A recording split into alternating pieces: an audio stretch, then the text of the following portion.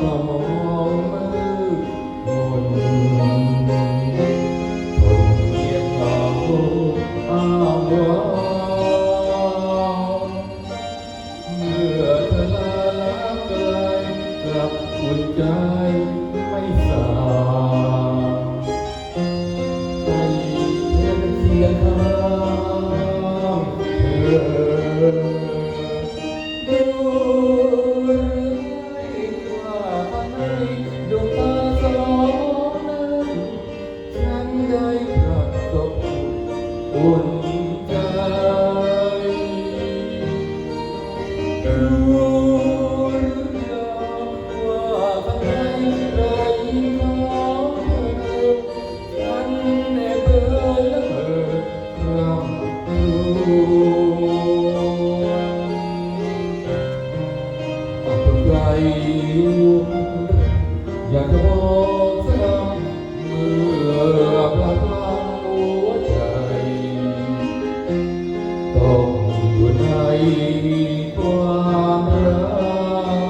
กเมื่อตะวันนิทราฟ้าจะรอพบเย็นฉันจะฝันถึงเธอ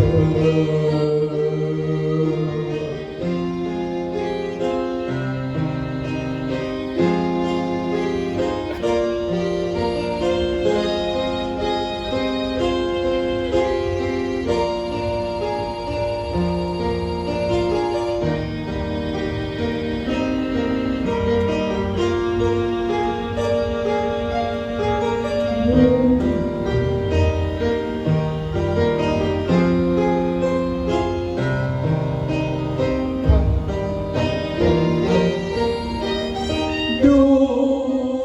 หรือไม่ว่าในดวงตาสองนั้นฉันได้ประสบอุ่นใจรู้หรือเปล่าว่าข้างในรอยยิ้มของเธอฉันแอบเพ้อละเมอ